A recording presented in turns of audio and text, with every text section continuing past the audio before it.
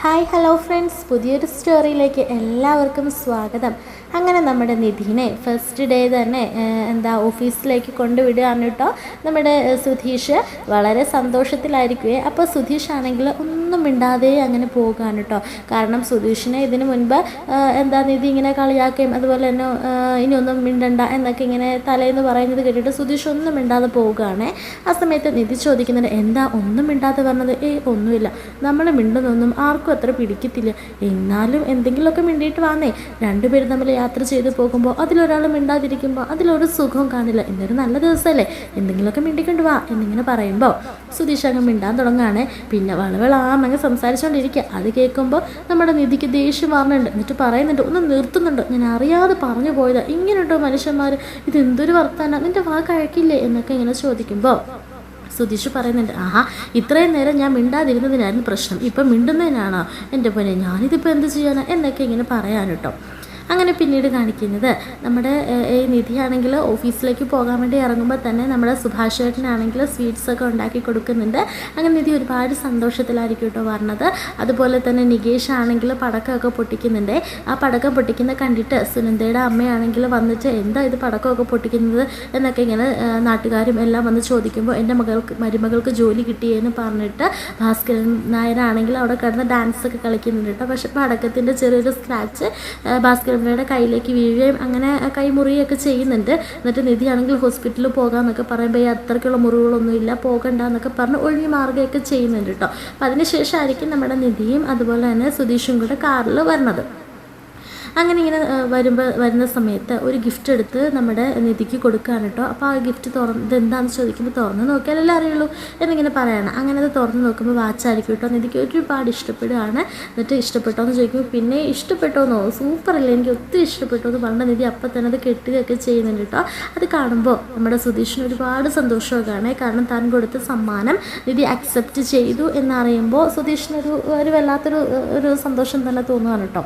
അങ്ങനെ നിധിനെ അവിടെ ഡ്രോപ്പ് ചെയ്യുമ്പോൾ ഓൾ ദി ബെസ്റ്റ് ഒക്കെ പറയുന്നുണ്ട്. ആ സമയത്ത് നിധി പറയുന്നുണ്ട്, ഇത് ഇൻ്റർവ്യൂ അല്ല, ഓഫീസിൽ ഞാൻ ഇന്ന് ജോയിൻ ചെയ്യാണ്, അതുകൊണ്ട് തന്നെ വൈകുന്നേരം ഇനി ഞാൻ വരുള്ളൂ, ഇനി ഇവിടെ കാത്തു നിൽക്കണ്ട, പിന്നെ വൈകുന്നേരം ഞാനൊരു ബസ്സിൽ വന്നോളാം, അതിൻ്റെ ആവശ്യമൊന്നുമില്ല, ഞാൻ വന്ന് പിക്ക് ചെയ്തോളാം എന്ന് പറയുമ്പോൾ അതിൻ്റെ ആവശ്യമില്ല, ഞാൻ തനിയെ വന്നോളാം എന്നൊക്കെ പറഞ്ഞ് നിധി സുധീഷിനോട് വരണ്ടെന്ന് പറയാൻ കേട്ടോ. അങ്ങനെ പിന്നീട് ഓഫീസിലേക്ക് ചെല്ലുമ്പോൾ എല്ലാവരും നിധിനെ വെൽക്കം ചെയ്യുന്നുണ്ട്, കേക്ക് കട്ടിംഗ് ഒക്കെ ഉണ്ട്. അങ്ങനെ എല്ലാവരും വളരെ ഫ്രണ്ട്ലി ആയിരിക്കും കേട്ടോ. അങ്ങനെ പിന്നീട് നിധിക്ക് ഒരു ഫ്രണ്ടിനെയൊക്കെ കിട്ടുകയാണ്. പിന്നെ വർക്കെല്ലാം നല്ല രീതിക്കൊക്കെ ചെയ്യുന്നുണ്ട്. അങ്ങനെ ആ സമയത്ത് സുഭാഷ് ചേട്ടനും നികേഷും ഒക്കെ മാറി മാറി വിളിക്കുന്നുണ്ട് കേട്ടോ. പിന്നെ സുധീഷും വിളിക്കുന്നുണ്ട്, എങ്ങനെയുണ്ട് ഓഫീസൊക്കെ, എല്ലാവരും എങ്ങനെയുണ്ട്, നല്ല രീതിക്ക് പോകുന്നുണ്ടോ എന്നൊക്കെ ചോദിക്കുന്നുണ്ട്. അപ്പോൾ നിധി വളരെ സന്തോഷത്തിൽ തന്നെ എല്ലാം നല്ല രീതിക്ക് പോകുന്നുണ്ട് എന്നൊക്കെ പറയുകയാണേ. അങ്ങനെ പിന്നീട് കാണിക്കുന്നത് വൈകുന്നേരം ഫ്രണ്ടിൻ്റെ കൂട്ടത്തിൽ ഇങ്ങനെ നടന്നു വരികയായിരിക്കും നിധി. ആ ഒരു സമയത്ത് നമ്മുടെ നികേഷിൻ്റെ അമ്മേനെ വഴിയിൽ വെച്ച് കാണുകയും അവരെ ഇങ്ങനെ കാണുന്നുണ്ട് കേട്ടോ. പക്ഷേ അപ്പോൾ നിധിക്ക് കിട്ടുന്നില്ല ആരാണെന്ന്. നിധി ഇത് എവിടെയോ കണ്ടിട്ടുണ്ടല്ലോ എന്നിങ്ങനെ ആലോചിച്ച് നിൽക്കുന്നതൊക്കെ കാണിക്കുന്നുണ്ട് കേട്ടോ. അങ്ങനെ പിന്നീട് വീട്ടിലേക്ക് ചെല്ലുമ്പോൾ നികേഷ് കൂട്ടിക്കൊണ്ട് വരാൻ വേണ്ടി ബസ് സ്റ്റോപ്പിൽ നിൽപ്പുണ്ടായിരിക്കും. അങ്ങനെ നികേഷുമായിട്ട് വർത്താനമൊക്കെ പറഞ്ഞ് വീട്ടിലേക്ക് വരികയാണ് കേട്ടോ. വരുന്നത് വെള്ളമൊക്കെ കൊടുക്കുന്നുണ്ട് സുഭാഷ് ചേട്ടൻ. അങ്ങനെ വളരെ സന്തോഷത്തിൽ ആ ഒരു ദിവസം കടന്നു പോകുകയാണ് കേട്ടോ. അങ്ങനെ പിറ്റേ ദിവസം ആയിരിക്കുമ്പോൾ നമ്മുടെ സുധീഷിനാണെങ്കിൽ എങ്ങനെയെങ്കിലും നിധിനെ ഡ്രോപ്പ് ചെയ്താൽ മതി എന്നുള്ളൊരു ഇതിലിരിക്കായിരിക്കും. കാരണം നിധിനെ കൊണ്ടുവിടുന്ന ഗ്യാപ്പിൽ കുറച്ച് സമയം കിട്ടുമല്ലോ. ആ ഒരു സമയത്തിൽ ഇവർ രണ്ടുപേരും ഒറ്റയ്ക്കായതുകൊണ്ട് സംസാരിക്കാനൊക്കെയുള്ള ഒരു ഗ്യാപ്പ് ഉണ്ടല്ലോ എന്നോർത്ത് സുധീഷ് പറയുമ്പോഴും നിധി അതിനൊന്നും സമ്മതിക്കുന്നില്ല കേട്ടോ. ഞാൻ എൻ്റെ വീട് വിട്ടിവിടെ വന്നത് തന്നെ ഇൻഡിപെൻഡൻ്റ് ആകാൻ വേണ്ടിയിട്ടാണ്, അതിനും എന്നെ സമ്മതിക്കുന്നില്ലേ എന്നൊക്കെ പറഞ്ഞ് ചൂടാകുകയാണ് കേട്ടോ. അങ്ങനെ അവസാനം നിവൃത്തിയില്ലാതെ നമ്മുടെ സുധീഷാണെങ്കിൽ സമ്മതിക്കുകയാണ്, എന്നാൽ ഞാൻ കൊണ്ടുവിടുന്നില്ല, നിങ്ങൾ തന്നെ പോയിക്കോളാം എന്നൊക്കെ പറയുന്നുണ്ട് കേട്ടോ. അങ്ങനെ പിറ്റേ ദിവസം ഇതുപോലെ ഓഫീസിലേക്ക് പോവുകയാണ്. അങ്ങനെ നിധിയുടെ ഫ്രണ്ട് ഒരു വർക്ക് ചെയ്യുമ്പോൾ അതിൻ്റെ ബാലൻസ് വർക്ക് ഞാൻ ചെയ്ത് കംപ്ലീറ്റ് ആക്കാമെന്നൊക്കെ പറഞ്ഞിട്ട് നമ്മുടെ നിധിയാണെങ്കിൽ ആ വർക്ക് ചെയ്യുന്നുണ്ട് കേട്ടോ. അങ്ങനെ ആ വർക്ക് ചെയ്തിട്ട് നമ്മുടെ മാനേജറുടെ അടുക്കൽ, അതായത് ബോസിൻ്റെ അടുക്കലല്ല മാനേജറുടെ അടുക്കൽ, ഡയറക്ടർ മാനേജറിൻ്റെ അടുക്കലേക്ക് കൊണ്ടുപോയി കാണിക്കുകയാണ്. അത് കാണിക്കുമ്പോൾ അത് പുള്ളിക്കാരനൊന്നും ഇഷ്ടപ്പെടുന്നില്ല കേട്ടോ. കാരണം നിധിയുടെ ഫസ്റ്റ് അറ്റംപ്റ്റ് ആയിരിക്കും. അപ്പോൾ അതിൻ്റെ എക്സിറ്റ് കാര്യങ്ങൾ അതൊന്നും മാർക്ക് ചെയ്തിട്ടുണ്ടായില്ല കേട്ടോ. വളരെ പ്രതീക്ഷയോടുകൂടി ആയിരിക്കും നിധി ആ ഒരു ഡിസൈൻ കൊണ്ട് കൊടുക്കുന്നത്. പക്ഷെ അത് റിജക്റ്റ് ചെയ്യാൻ കേട്ടോ. എന്നിട്ട് നിധിനെ വഴക്ക് പറയുന്നുണ്ട്. എന്നിട്ട് അവസാനം പറഞ്ഞിട്ട് ഇതൊക്കെ പഠിക്കാൻ വേണ്ടിയിട്ടാണ്, ഇതിൻ്റെ കുറച്ച് കറക്ഷൻസ് ഒക്കെ ഉണ്ട്, അതൊക്കെ ചെയ്യാൻ വേണ്ടിയിട്ടാണ് ഞാനിപ്പോൾ പറഞ്ഞത്, ഫീൽ ചെയ്യേണ്ട എന്നൊക്കെ പറയുന്നുണ്ട്. പക്ഷെ അത് നിധിക്ക് നിധിക്ക് വല്ലാതെ അങ്ങ് സങ്കടമാകുകയാണ് കേട്ടോ. അങ്ങനെ പിന്നീട് എങ്ങനെ ഉണ്ടായിരുന്നു ഓഫീസിലെ കാര്യങ്ങൾ എന്നൊക്കെ ഇങ്ങനെ ചോദിക്കുമ്പോൾ സുധീഷ് ഇങ്ങനെ ചോദിക്കുമ്പോൾ നിധി പറയുന്നുണ്ട്, ഞാനൊരു വർക്ക് ചെയ്ത് വളരെ പ്രതീക്ഷയോടെ ചെയ്തുകൊണ്ട് കൊടുത്താണ്, പക്ഷെ അത് കൊള്ളില്ല എന്ന് പറഞ്ഞ് റിജക്റ്റ് ചെയ്തു, പഠിക്കണം എന്നൊക്കെ പറഞ്ഞ് വഴക്ക് പറഞ്ഞു. അത് കേട്ടപ്പോൾ എനിക്ക് എന്തോ എൻ്റെ ഒരു മൂടങ്ങ് പോയി, അവർ എൻ്റെ നല്ലതിന് വേണ്ടിയിട്ടാണ് പറഞ്ഞത് എന്നൊക്കെ പറയാൻ കേട്ടോ. ഇത് കേൾക്കുമ്പോൾ സുധീഷ് അങ്ങ് വലിയ ആൾ കളിക്കാൻ വേണ്ടിയിട്ട് ആരാവൻ, ഞാൻ വന്ന് ചോദിക്കണോ എന്നൊക്കെ പറഞ്ഞ് വലിയ ആളാവാണേ. അപ്പോൾ നമ്മുടെ നിധി പറയുന്നുണ്ട്, ഞാനത് കൊച്ചുകുട്ടിയാണോ വന്ന് ചോദിക്കാനൊക്കെ, അതിൻ്റെ ആവശ്യമൊന്നുമില്ല, അവർ അവരുടേതായ കാര്യം ചെയ്ത് ഞാൻ വളരെ പ്രതീക്ഷയോടെ കൊണ്ടു കൊടുത്താണ്, പക്ഷെ അങ്ങനെയൊന്നും അല്ല അത് ചെയ്യേണ്ടത്, എൻ്റെ മിസ്റ്റേക്കാണ്, എനിക്ക് അത് വഴക്കായിട്ടല്ല, അതൊരു കറപ്ഷനായിട്ട് പറഞ്ഞതേ ഉള്ളൂ എന്ന് പറയുമ്പോഴും സുധീഷ് ആണെങ്കിൽ അങ്ങ് റേസ് ആകുകയാണ്. അതെ, ഇത്ര മാത്രം റേസ് ആകേണ്ട കാര്യമൊന്നുമില്ല, താൻ എൻ്റെ കാര്യം നോക്ക്, എന്നോട് എങ്ങനെ ഉണ്ടായിരുന്നു ഇന്ന് എന്ന് ചോദിച്ചപ്പോൾ ഞാൻ എൻ്റെ മറുപടി പറഞ്ഞതേ ഉള്ളൂ, ഇനി ആദ്യം പിടിച്ച് തൂങ്ങണ്ട, ഞാൻ അറിയാതെ പറഞ്ഞു പോയതാ എന്ന് പറഞ്ഞിട്ട് നിധി അങ്ങനെ അങ്ങ് പോകുകയാണ് കേട്ടോ. അപ്പോൾ സുധീഷ് ഒത്തില്ല എന്ന് പറഞ്ഞിട്ട് സുധീഷും അകത്തേക്ക് കയറി പോവുകയാണ്. ഈ സമയത്ത് ഹരീഷ് വന്ന് കളിയാക്കുന്നൊക്കെ ഉണ്ട്. അങ്ങനെ പിന്നീട് കാണിക്കുന്നത് ഹരീഷും അതുപോലെ തന്നെ നിധുവും കൂടെ വഴക്കായിരിക്കും. കാരണം സുധീഷിനെ കാണാതെ പോയ ദിവസം രാത്രിയിൽ മുഴുക്കെ നിധു വിളിച്ചുകൊണ്ടിരിക്കുകയായിരിക്കും ഫോണ്. ആ സമയത്ത് ഹരീഷ് ഫോൺ എടുക്കുന്നില്ല, അവസാനം ദേഷ്യപ്പെട്ട് ഫോണൊക്കെ എറിഞ്ഞ് പൊട്ടിക്കുകയൊക്കെ ചെയ്യുന്നുണ്ട്. അങ്ങനെ വിളിച്ചില്ല എന്നുള്ളൊരു പരാതിയിൽ രണ്ടുപേരും തമ്മിൽ പിണങ്ങി നടക്കുകയൊക്കെ ആയിരിക്കും. അങ്ങനെ പിണക്കം തീർക്കാൻ വേണ്ടി വളരെ കഷ്ടപ്പെടുന്നുണ്ട് നിധു, പക്ഷേ പിണക്കം മാറുന്നില്ല കേട്ടോ. അങ്ങനെ കടയിൽ വന്നിരിക്കുകയാണ്. അപ്പോൾ ഇവിടെ എന്തിനാടി വന്നിരിക്കുന്നത് ചോദിക്കുമ്പോൾ എനിക്ക് എൻ്റെ ഫ്രണ്ടിൻ്റെ വീട്ടിൽ പോകണം, നിങ്ങൾ ശരിയാക്കി തന്ന എൻ്റെ സ്കൂട്ടി ഉണ്ടല്ലോ അതൊന്നും ശരിയായിട്ടില്ല, പൊട്ട ശരിയാക്കില്ല നിങ്ങൾ ശരിയാക്കിയത്, എനിക്ക് നടക്കാൻ വയ്യ, അതുകൊണ്ട് പോകണം, എന്നെ ഒന്ന് ഡ്രോപ്പ് ചെയ്യണമെന്ന് പറയുമ്പോൾ സമ്മതിക്കണില്ല കേട്ടോ ഹരീഷ്. പക്ഷേ പിന്നെ നിർബന്ധിക്കുമ്പോൾ വരുന്നു എന്നിങ്ങനെ പറയണം. അപ്പോൾ ഒരു കസ്റ്റമർ വരികയാണ്. അങ്ങനെ പുള്ളിയുടെ ബൈക്കിൻ്റെ പഞ്ചറൊക്കെ മാറ്റി കൊടുക്കുന്ന സമയത്ത് പുള്ളി ഇങ്ങനെ ഈ പെൺകുട്ടി എന്താ ഇവിടെ ഇരിക്കണമെന്ന് പറഞ്ഞാൽ അടിമുടി ഇങ്ങനെ നോക്കുകയാണ്. അത് കാണുമ്പോൾ ഹരീഷ് എന്താ ചേട്ടാ എന്നാൽ കഴിഞ്ഞിട്ടുണ്ട്, പൈസ ഒന്നും വേണം എന്നൊക്കെ പറഞ്ഞു വിടുകയാണ്. എന്നിട്ട് നിധുവിനോട് പറഞ്ഞിട്ട് നീ എന്തിനാ ഇവിടെ വന്നിരിക്കുന്ന, ആൾക്കാരെ ശ്രദ്ധിക്കുന്നു, എന്നാൽ എന്നെ കൊണ്ടുവിടുക എന്ന് പറഞ്ഞിട്ട് പിന്നെ ഹരീഷിനെയും കൂട്ടി ഫ്രണ്ടിൻ്റെ വീട്ടിലേക്ക് പോകുകയാണ്. ഇപ്പോൾ ബൈക്കിൽ പോകുമ്പോൾ തന്നെ ഇങ്ങനെ കെട്ടിപ്പിടിച്ചൊക്കെയാണ് കേട്ടോ പോകുന്നത്. ഹരീഷിനാണെങ്കിൽ അങ്ങ് നാണം വന്നിട്ട് വയ്യ, പക്ഷെ അതൊന്നും മൈൻഡ് ആക്കണില്ല കേട്ടോ നിധുവിൻ്റെതായ പ്രണയലോകത്തിൽ ഇങ്ങനെ പാറി പറന്ന് നടക്കുമായിരിക്കും. പക്ഷെ അതിലൊന്നും ഹരീഷിനെ കിട്ടില്ല. പക്ഷേ രണ്ടുപേരും ഒരു കലിപ്പനും കാന്താരിയും പോലെ രണ്ടുപേരും അങ്ങനെ പോകുകയാണ് കേട്ടോ. അങ്ങനെ പിന്നീട് കാണിക്കുന്നത് നിധിയാണെങ്കിൽ ഓഫീസിൽ ഇരിക്കുകയായിരിക്കും. ആ ഒരു സമയത്ത് നിധിയുടെ ഫ്രണ്ട് ഇങ്ങനെ കാര്യങ്ങളൊക്കെ ചോദിക്കുന്നുണ്ട്, എവിടെയാ വീട്, എന്ത് ചെയ്യുന്നു, വീട്ടിൽ ആരൊക്കെ ഉണ്ട്, ഇപ്പോൾ ഇവിടെ എന്ത് താമസിക്കുന്നു, അങ്ങനെ കാര്യങ്ങളൊക്കെ ചോദിക്കുമ്പോൾ നിധിയാണെങ്കിൽ നിധി പറയണം എൻ്റെ മാരേജ് കഴിഞ്ഞിട്ടില്ല എന്ന്. എന്നിട്ട് നിധി ഇങ്ങനെ ചിന്തിക്കുകയാണ്, എനിക്ക് കഴിഞ്ഞതൊക്കെ വിവാഹമായിരുന്നു, അതിനൊക്കെ ഒരു കല്യാണം എന്ന് പറയാൻ പറ്റുമോ, അതൊന്നും ആരും അറിയണ്ട, അതൊക്കെ കഴിഞ്ഞു പോയി ചാപ്റ്ററ എന്നൊക്കെ പറഞ്ഞിട്ട് നിധി ആ ഒരു നിമിഷം സുധീഷിനെ തന്നെ മറന്നു പോകാൻ കേട്ടോ. എന്നിട്ട് സുധീഷുമായിട്ടൊരു വിവാഹം കഴിഞ്ഞിട്ടില്ല എന്ന രീതിയിൽ തന്നെ കമ്പനിയിൽ എല്ലാവരോടും പറയുകയാണ്. അങ്ങനെ നിധി സുധീഷിനെ ഒരിക്കലും അക്സെപ്റ്റ് ചെയ്യാൻ സാധ്യതയില്ല എന്നുള്ളത് ആ ഒരു നിധിയുടെ ഒരു വാക്കുകളിലൂടെ മനസ്സിലാക്കും. കാരണം സുധീഷ് അത്രമാത്രം നിധിയെ കെയർ ചെയ്യും സ്നേഹിക്കുകയൊക്കെ ചെയ്യുന്നുണ്ട്, പക്ഷെ അതൊന്നും മനസ്സിലാക്കുന്നില്ല കേട്ടോ നിധി. അങ്ങനെ നിധി ആ ഒരു കള്ളം കൂട്ടുകാരിയോട് പറയണത് എൻ്റെ മാരേജ് കഴിഞ്ഞിട്ടില്ല എന്നൊക്കെ. അത് കേൾക്കുമ്പോൾ ആ ഒരു കൂട്ടുകാരി പറയുന്നുണ്ട്, തന്നെ കണ്ടാലും പറയില്ല, ചെറുപ്പമല്ലേ താനെ എന്നൊക്കെ പറയുന്നുണ്ട് കേട്ടോ. അങ്ങനെ പിന്നീട് കാണിക്കുന്നത് അന്നേ ദിവസം ഉച്ചയ്ക്കാണെങ്കിൽ ഇവരുടെ ഒരു മാനേജറുണ്ട്. പുള്ളിക്കാരനാകെ ഒരു ചൂടാകുന്ന ഒരു ടൈപ്പാണ് കേട്ടോ. പുള്ളി മാത്രമുള്ള ആ ഒരു കമ്പനിയിൽ ഇച്ചിരി റേസായിട്ട് സംസാരിക്കണം. അപ്പോൾ പുള്ളിയുടെ കൂടെ എല്ലാവരും ഷെയർ ചെയ്തൊക്കെ ഫുഡ് കഴിച്ചുകൊണ്ടിരിക്കുന്ന സമയത്ത് അന്ന് വെള്ളിയാഴ്ച ദിവസമായിരിക്കും, നോയമ്പെടുത്തിട്ടുണ്ടായിരിക്കും പുള്ളി. പക്ഷേ അതറിയാതെ തൻ്റെ നോൺ വെജിൽ നിന്ന് ഒരു പീസ് ചിക്കൻ ഒരു സഹപ്രവർത്തകൻ കൊടുക്കുകയാണേ. അത് കാണുമ്പോൾ ഞാൻ റേസാണ്, നീ എന്ത് പരിപാടിയാണ് കാണിച്ചത്, ഇന്ന് എനിക്ക് വെള്ളിയാഴ്ച ദിവസം ഞാൻ നോമ്പുള്ള ദിവസം ഒന്നും അറിയത്തില്ല, നീ ഇതെന്തൊക്കെ കാണിച്ചു മര്യാദക്ക് എടുത്തുകൊണ്ട് പോ എന്നൊക്കെ പറഞ്ഞ് ഒച്ച വെക്കാൻ കേട്ടോ. നിനക്ക് തലയ്ക്ക് വെളിവില്ലേ, സുഖമില്ലേ എന്നൊക്കെ ഇങ്ങനെ ചോദിക്കുകയാണേ. ആ ഒരു സമയത്ത് നമ്മുടെ നിധിനെ സുധീഷ് വിളിച്ചുകൊണ്ടിരിക്കുന്ന സമയത്തായിരിക്കും, ലഞ്ച് ബ്രേക്ക് എന്നൊക്കെ പറഞ്ഞുകൊണ്ടിരിക്കുന്ന സമയത്തായിരിക്കും ഈ ഒച്ച സുധീഷ് ഫോണിലൂടെ കേൾക്കുന്നത്. അങ്ങനെ ഞാൻ വെക്കുകയാണ് എന്ന് പറഞ്ഞിട്ട് നിധി ഫോൺ വെക്കുകയാണ് കേട്ടോ. ആ ഒരു സമയത്ത് സുധീഷ് ഓർക്കുന്നത് നമ്മുടെ നിധിയോട് ആരോ ദേഷ്യപ്പെടുകയാണ്, എന്തോ പറയാണ്, നിനക്ക് വിവരമില്ല എന്നൊക്കെ ചോദിക്കുകയാണെന്ന് സുധീഷ് ഓർക്കുകയാണേ. കാരണം തലേ ദിവസം പറഞ്ഞല്ലോ എന്നോട് ഇങ്ങനെ ചൂടായി എന്നൊക്കെ പറഞ്ഞപ്പോൾ അത് നമ്മുടെ സുധീഷിൻ്റെ മനസ്സിലുണ്ട്. അപ്പോൾ നിധിയോടായിരിക്കും ഇന്നും ചൂടായതെന്നും ഓർത്ത് സുധീഷ് പിന്നെ വിളിക്കുമ്പോൾ നിധിയാണെങ്കിൽ കട്ട് ചെയ്ത് വിടുകയാണ്, പിന്നെ ഫോൺ എടുക്കുന്നില്ല കേട്ടോ. അപ്പോൾ എന്ത് പറ്റി ഏത് പറ്റിയെന്നറിയാതെ ആകെ ടെൻഷൻ അടിച്ചിരിക്കുകയായിരിക്കും കേട്ടോ നമ്മുടെ സുധീഷ്. എന്നിട്ട് രണ്ടും കൽപ്പിച്ചുകൊണ്ട് സുധീഷാണെങ്കിൽ നിധിയുടെ കമ്പനിയിലേക്ക് വരികയാണേ. അങ്ങനെ കമ്പനിയിൽ വന്ന് കമ്പനിക്കുള്ളിൽ ചെന്നിട്ട് നിധി എന്ന് ചോദിക്കുമ്പോൾ ഇങ്ങനെ കാണിച്ചു കൊടുക്കണം. ആ സമയത്ത് പെട്ടെന്ന് നിധി എന്ന് വിളിക്കുമ്പോൾ നിധി തിരിഞ്ഞ് നോക്കിയിട്ട് സുധീഷിനെ കണ്ട് അങ്ങനെ അന്തം വിട്ട് നിൽക്കുകയാണ്. എന്നിട്ട് ഓടി വന്നിട്ട് ഇതെന്താ ഇവിടെ വന്നത്? അല്ല, നിന്നോട് ആരാ ദേഷ്യപ്പെട്ടത്? നിന്നെ ആരാ വഴക്ക് പറഞ്ഞത്? നീ ഒരു ഓഫീസിലേക്ക് ജോലിക്ക് വന്നെന്ന് പറഞ്ഞിട്ട് നിന്നെ ആരാ വലിയ ആൾ കളിക്കുന്നത് ആരാ? ഇത്രമാത്രം ഒരു ചെറിയ കമ്പനി ഉണ്ട്, എന്നിട്ട് വലിയ പുള്ളി കളിച്ചത് ആരാ? നിന്നോട് ചൂടാകുന്നൊക്കെ ഞാൻ ഫോണിൽ കൂടെ കേട്ടു.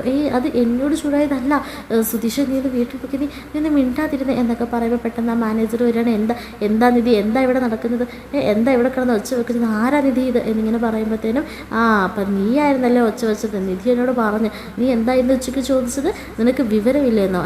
നിനക്ക് വിവരമില്ലെന്ന് ചോദിക്കേണ്ടത് വിവരം ഇല്ലാഞ്ഞിട്ടില്ല മെഡലും വാങ്ങിയിട്ട് ഇവിടെ ജോലിക്ക് വന്ന് ചേർന്നത്. ജോലിക്കാരുമായിട്ട് ഇങ്ങനെ വഴക്കടിക്കാനാണോ നിന്നെയൊക്കെ ഇവിടെ ശമ്പളം കൊടുത്ത് നിർത്തിയിരിക്കുന്നത്? നിനക്കൊക്കെ ഒരു വിചാരമുണ്ടോ? കുറേ കയ്യിൽ കുറച്ച് കാശും കുറച്ച് പദവിയും ഉണ്ടെങ്കിൽ തന്നേക്കാൾ താഴ്ന്നവരോട് എന്തും പറയുന്നത്? അതൊന്നും ഇവിടെ നടക്കില്ല. നിധിക്ക് ഒരു ഇത് വന്നാൽ നിധിക്ക് ചോദിക്കാൻ പറഞ്ഞ ഇവിടെ ആളുകളുണ്ട് എന്നൊക്കെ പറയുമ്പോൾ നമ്മുടെ കമ്പനിയുടെ ബോസ് വരികയാണ്. എന്താ നിധി, എന്താ പ്രശ്നം, എന്താ ഇതാരാ നിധി? അത് പിന്നെ ഇതിൻ്റെ റിലേറ്റീവ് പിന്നെ ഉച്ചയ്ക്ക് ആ ഒരു ഫുഡിൻ്റെ പ്രശ്നം ഉണ്ടായില്ലേ, അത് എന്നോടാണെന്ന് ഓർത്തിട്ട് ആ സമയത്ത് ഫോൺ ഇരിക്കുകയായിരുന്നു. അപ്പോൾ എന്നോടാണെന്ന് ഓർത്തിട്ട് പെട്ടെന്ന് ദേഷ്യപ്പെട്ടതാ. സോറി ഇനി ഇങ്ങനെ ഉണ്ടാവില്ല, സോറി. അത് പിന്നെ ഞാൻ ജോലിക്ക് പോകുന്നത് സോറി എന്നൊക്കെ പറഞ്ഞ് ഇത് എന്തൊക്കെയൊക്കെയോ പറയാൻ ശ്രമിക്കുന്നുണ്ട്. അങ്ങനെ സുധീഷിനെ ഒരു വിധത്തിൽ അവിടെ നിന്ന് മാറ്റിക്കൊണ്ട് പോയിട്ട് പറയുന്നുണ്ട്, അത് എന്നോടൊന്നും അല്ല പറഞ്ഞത്. അല്ലെങ്കിൽ തന്നെ നീ എന്തിനാ അതൊക്കെ അന്വേഷിക്കാൻ വരുന്നത്? മര്യാദയ്ക്ക് വീട്ടിൽ പോയിക്കോ, ബാക്കി കാര്യങ്ങൾ വീട്ടിൽ വന്നിട്ട് ഒരു ഓഫീസിൽ വന്നിട്ടാണ് ഇങ്ങനെയൊക്കെ പറയേണ്ടത് എന്നൊക്കെ പറഞ്ഞ നിധി അങ്ങ് ചൂടാകുകയും കരയുകയും ഒക്കെ ചെയ്യാൻ കേട്ടോ. എന്നിട്ട് പറയുന്നുണ്ട്, എന്നോട് പറഞ്ഞ കാര്യങ്ങളല്ല, പിന്നെ ഇന്നലെ എന്നോട് ദേഷ്യപ്പെട്ടെന്നുകൊണ്ട് അത് അവരുടെ റൈറ്റാണ് ദേഷ്യപ്പെടുക എന്നുള്ളത്, അല്ലാതെ എന്നോട് ചുമ്മാ കിടന്ന് ചാടിക്കടിച്ചതല്ല, മര്യാദയ്ക്കൊന്ന് പോയി തരാമോ എന്ന് പറഞ്ഞ് സുധീഷിനെ അവിടെ നിന്ന് പറഞ്ഞു വിടുകയാണ്. അവസാനം നമ്മുടെ ബോസ് പറയുന്നുണ്ട്, എന്താ നിധി ഇത്? അപ്പോൾ വേറെ സഹപ്രവർത്തകരൊക്കെ ചോദിക്കുന്നുണ്ട്, അല്ല ഇതിൻ്റെ സ്കൂൾ കുട്ടികളെ പോലെ ചോദിക്കാനൊക്കെ വരുന്നത്, ഒന്ന് തല്ലിയോ അല്ലോ ഒന്ന് വഴക്ക് കുറച്ചത് ചോദിക്കാനൊക്കെ ഇവിടെ ആളുകൾ വരാൻ തുടങ്ങിയല്ലേ എന്നൊക്കെ. വന്നിട്ട് 2 ദിവസമായുള്ളൂ, എന്താ നിധി ഇത്? ഇതൊക്കെ ഡിസിപ്ലിനെ ബാധിക്കുന്ന കാര്യങ്ങളല്ലേ എന്നൊക്കെ പറഞ്ഞ കൂട്ടുകാരൊക്കെ ഇങ്ങനെ കളിയാക്കാൻ കേട്ടോ. ആ സമയം ബോസ് പറഞ്ഞിട്ട് ആ സാരമില്ല നിധി, ഇനി ഇത് മേലിൽ ആവർത്തിക്കരുത് കേട്ടോ എന്നൊക്കെ പറഞ്ഞ് മനസ്സിലാക്കാനൊക്കെ ശ്രമിക്കുന്നുണ്ട് കേട്ടോ. അങ്ങനെ പിന്നീട് തിരികെ ഒരുപാട് തിക്കും തിരക്കും ഒക്കെ ആയിരിക്കും അന്നത്തെ ദിവസം.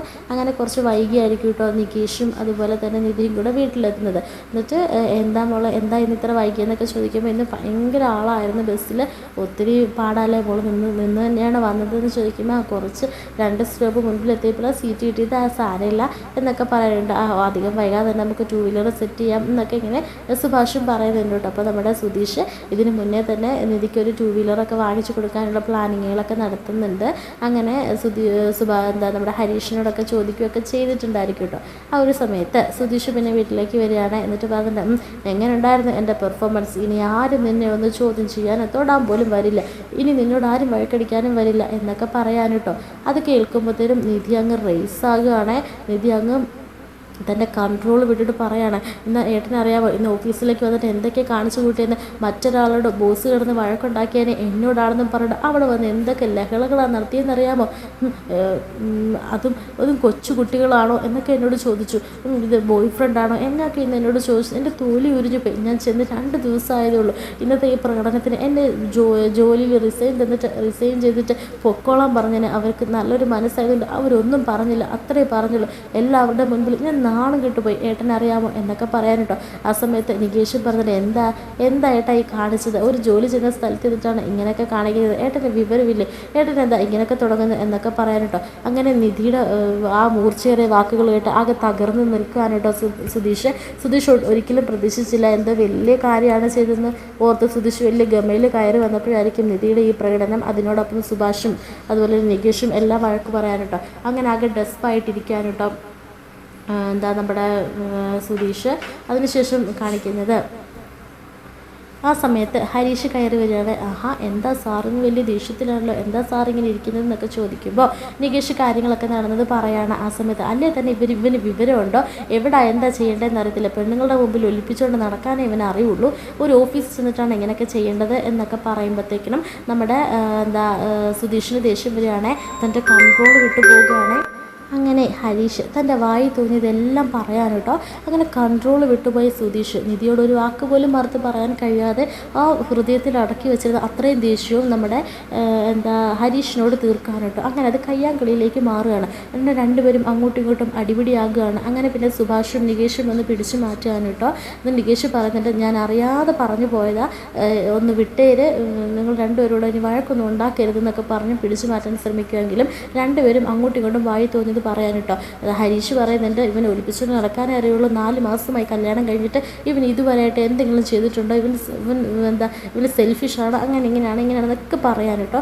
ഇതേ സമയത്ത് മറുവശത്താണെങ്കിൽ ഇതിൻ്റെ കാര്യം പറഞ്ഞാൽ എനിക്കൊരു പെൺകുട്ടിയോട് സംസാരിക്കാനാവില്ല, എനിക്കൊരു പെൺകുട്ടിയോട് എങ്ങനെ സംസാരിക്കണമെന്ന് അറിയില്ല, എന്നിവിടെ ഇന്ന് ബഹളവും അടിയും വെഴുക്കും അല്ലേ നിങ്ങൾ എന്നൊക്കെ പറഞ്ഞ് അവൻ്റെ കാര്യങ്ങൾ പറഞ്ഞ് കുത്തി കാണിക്കാനിട്ടോ നമ്മുടെ സുധീഷ്. അങ്ങനെ അങ്ങോട്ടും ഇങ്ങോട്ടും ഇവർ തമ്മിൽ വലിയൊരു വഴക്ക് ഉണ്ടാകുകയാണ്. പെട്ടെന്ന് നമ്മുടെ സുധീഷ് പിടിച്ചു മാറ്റി, സുഭാഷ് പിടിച്ചു മാറ്റിയൊക്കെ ചെയ്യുന്നുണ്ട്.